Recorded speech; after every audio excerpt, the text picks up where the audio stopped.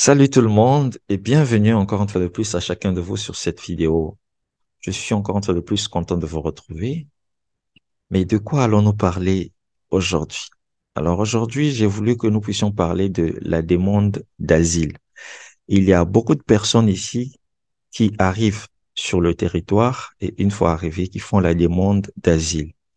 Mais ces personnes-là commettent tout un tas d'erreurs.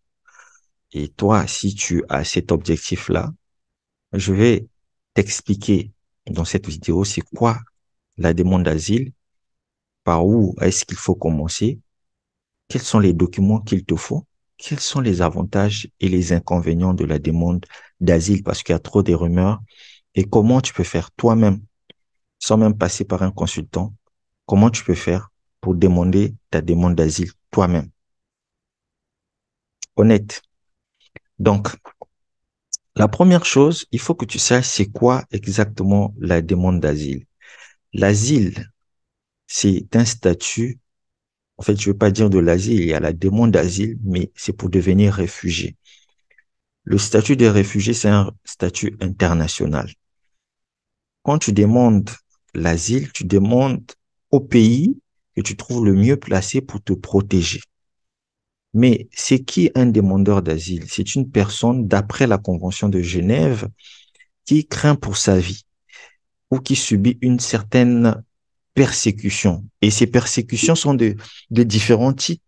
J'ai tout coché ici pour ne pas oublier. Donc, ça fait partie de la race, la nationalité, la religion, le groupe social, l'opinion politique. La race, peut-être dans un pays où on ne tolère pas certaines races, des pays xénophobes, où il y a certains groupes, en tout cas, tout un pays ne peut pas être xénophobe, mais il y a certains groupes qui supportent pas certaines races. Il y a votre nationalité n'est pas admise dans certains pays et le fait que vous y soyez, vous courez un danger. La religion, vous pratiquez une religion qui n'est pas acceptée dans tel pays et donc vous êtes persécuté pour ça.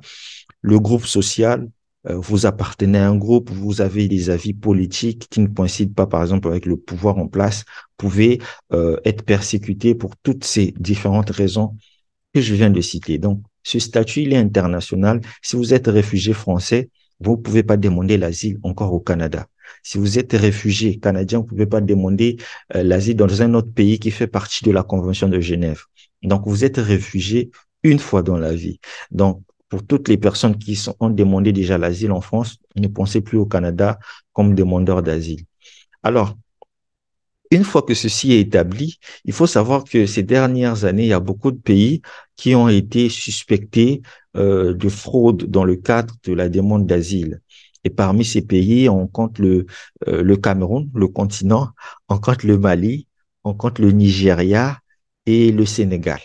Ce sont des pays qui ont été suspectés de fraude dans le cadre d'un taux très élevé de demande d'asile. Donc, si vous faites partie de ces pays-là, vous devez alors faire excessivement attention lorsque vous faites votre demande d'asile. La demande d'asile, ça intervient dans différentes raisons. Il y a des personnes qui sont vraiment persécutées et qui font cette demande d'asile.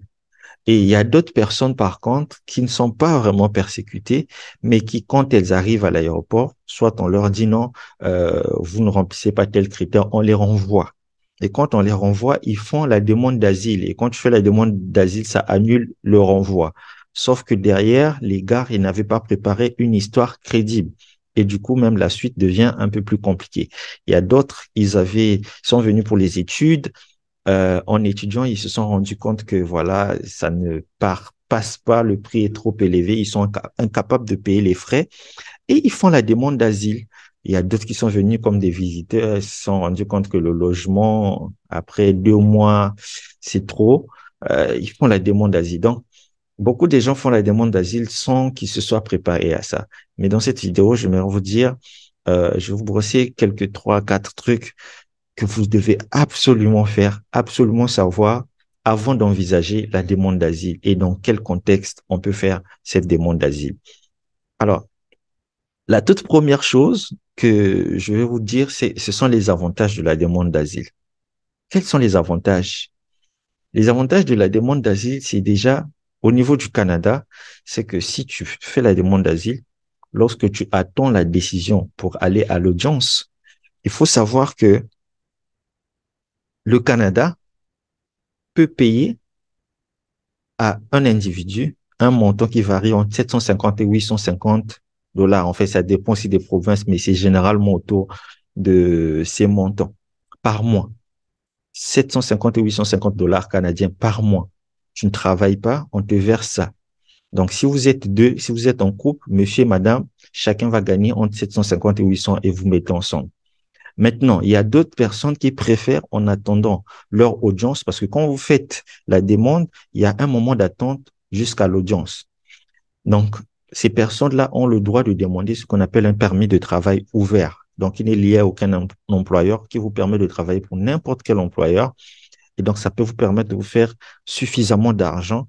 Ce sont des statuts qu'on ne trouve pas partout ailleurs, mais le Canada, voilà, vous donne ces avantages-là, ce qui peut être intéressant. Donc, si vous travaillez comme ça et que vous avez le permis, vous n'aurez pas les allocations que le Canada donne là. Ça, c'est pour les gens qui n'aiment pas travailler, qui préfèrent rester là, voilà, tranquille. Et si vous travaillez, je pense que c'est même beaucoup plus intéressant pour vous de travailler.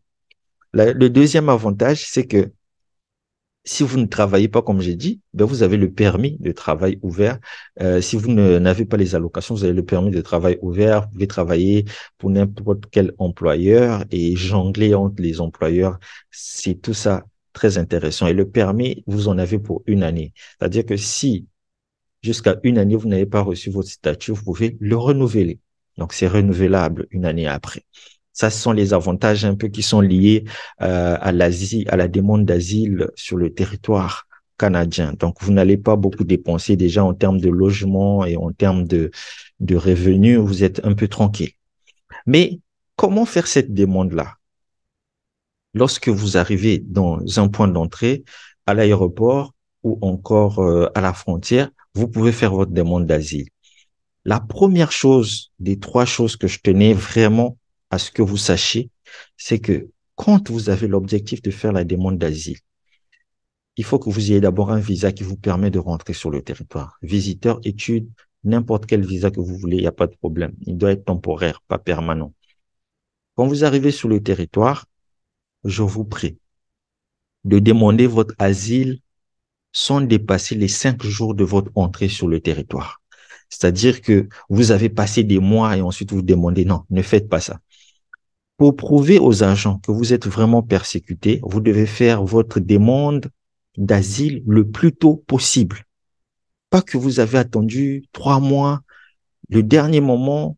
Non, vous arrivez soit le même jour, soit le deuxième jour, soit le troisième jour, mais ne dépassez pas le 5e jour pour faire votre demande d'asile, dans le but de montrer à l'agent que vous êtes vraiment dans l'urgence, que vous êtes vraiment persécuté, que vous êtes vraiment en danger, donc que vous ne voulez pas attendre. Mais si vous prenez tous ces mois-là, entre vous et moi, on se dit que voilà, vous êtes tranquille, que c'est une situation qui vous a fait demander l'asile et non pas votre situation. Donc, du coup, on va analyser votre dossier différemment. C'est pourquoi, déjà, les gens qui font cette demande-là après un long moment ont, pour la plupart, souvent beaucoup d'ennuis, surtout s'ils ne s'arrangent pas à tout gérer correctement. La deuxième chose qu'il faut faire, ce sont les éléments de preuve. Les éléments de preuve, c'est que vous racontez une histoire parce qu'on vous a persécuté, soit pour votre race, pour votre nationalité, religion, pour votre avis politique ou encore pour votre appartenance à un groupe. Vous avez dit que c'est pour ça que vous demandez l'asile. Mais quand vous demandez l'asile, de cette façon-là, il ne suffit pas de le dire. Il faut prévoir des documents qui prouvent que vous avez été persécuté. Alors, dans cette vidéo, je vous fais une exclusivité des informations que vous n'allez trouver nulle part ailleurs. Je vais vous donner quelques documents que vous pouvez avoir qui prouvent que vous avez été persécuté. Des documents qui vont prouver la véracité, des preuves de tout ce que vous avancez. Si vous dites que euh, vous êtes persécuté parce que vous faites partie d'une organisation, vous devez avoir une preuve d'adhésion à une organisation ou à un parti politique ou encore à une institution religieuse. Donc, il y a votre nom dans le registre, vous êtes reconnu comme membre de tel organisme, vous payez vos cotisations et tout, vous avez ces documents-là de votre organisme. Il y a le rapport de police expliquant ce qui vous est arrivé et pourquoi vous craignez de demeurer dans votre pays. S'il y a eu un incident, il y a un rapport de police qui décrit l'incident. Vous devez avoir ces documents-là déjà avec vous en voyageant parce que vous savez ce que vous allez faire. Un rapport sur les droits de la personne d'Amnesty, de Human Rights Watch ou d'un organisme qui contient de l'information sur les atteintes aux droits de la personne commises. Ça, c'est facultatif. Vous pouvez l'avoir ou pas. Ça dépend. Euh, un rapport médical. Ça, c'est très important alors. Le rapport médical, il va faire état des soins que vous avez reçus pour un préjudice. Parce que vous dites que vous êtes persécuté, ça veut dire qu'il s'est passé quelque chose qui prouve que vous avez été persécuté. Donc, vous avez peut-être subi un préjudice physique dans votre pays ou un rapport qui est produit par un médecin au Canada au sujet des preuves de ce préjudice. Donc, vous avez peut-être eu des coups et tout. Donc, vous êtes allé faire une radio, un examen médical qui dit que voilà, vous avez connu ceci. Donc, vous vous arrangez à avoir ces documents-là avant de faire votre demande. Un rapport psychologique du docteur en santé vous ayant traité dans votre pays, dans lequel ce docteur décrit votre traumatisme psychologique. Donc, vous devez aller consulter un psychologue qui va vous faire un rapport et qui va expliquer dans son rapport que vous avez subi un traumatisme psychologique. Le traumatisme psychologique qui n'est pas visible physiquement, mais c'est le médecin qui l'établit. Des articles de nouvelles à propos des événements se déroulant dans votre pays. Vous avez dit que dans cette période, il se passait ça, ça, ça, ça, ça. Donc, ça a dû être écrit dans un journal de votre pays. Prenez ces journaux-là, scannez tous ces documents-là. Et enfin, ce qui est très important, la lettre d'un ami ou d'un collègue, d'un parent, qui que ce soit, mais qui a été témoin de ce que vous avez vécu dans votre pays et qui peuvent décrire ces expériences ou parler de ce que vous craignez qui vous arrive si vous y retournez. Donc, il écrit une lettre qui explique que oui, il a été témoin de tout ce que vous avez vécu. Voilà comment ça s'est passé. Voilà, voilà, voilà. Et il a peur que si vous retournez ici, ça peut dégénérer, ainsi de suite. Quand vous avez tous ces documents-là, vous avez alors les preuves pour votre demande d'asile. Mais si vous n'avez pas tout ça, ne demandez pas l'asile. Et donc, si vous arrivez sur le territoire et que vous avez peur d'être refoulé à l'aéroport et que vous dites que si vous êtes refoulé, vous allez faire une demande d'asile, préparez tout ça. Là, je vous donne le secret pour que vous ne puissiez pas dépenser 5 000 $, 6 000 $ parce que vous êtes dans l'urgence, vous devez prendre un consultant assez rapidement. Vous comprenez? Le troisième et le dernier élément, c'est que c'est l'histoire que vous racontez. Beaucoup de personnes, quand elles sont coincées à l'aéroport, on dit non, vous allez être refoulés, qui font la demande d'asile, ils vont dire une histoire comme ça. Voilà, un récit, voilà, juste qui va tenir la route. Mais comme c'est pas une histoire vraie, quand ils vont arriver à l'audience, généralement, ils racontent une autre histoire et puis on leur fait le refus. Voilà, on leur refuse le statut de réfugié. Et ça, c'est très dangereux. Donc, votre histoire, elle doit être constante du début jusqu'à la fin. C'est pourquoi, avant d'arriver sur le territoire, préparez votre histoire, que votre histoire soit cohérente, qu'elle tienne la route. Et c'est possible de faire la demande d'asile et c'est possible de l'obtenir. Je connais des gens qui l'ont fait eux-mêmes. Je connais aussi des gens qui passent par des consultants. D'autres, ça marche, d'autres, ça ne marche pas. Bien qu'ils passent par des consultants, ils sont obligés de faire des recours. D'autres ont eu la chance que ce sont des avocats qui font des recours. Mais il y a des principes dans la vie. Tu les respectes, ça marche. Tu veux de la nourriture cuite, tu la mets au feu. Le feu va faire cuire la nourriture. Si tu n'as pas de feu, ça ne va pas marcher.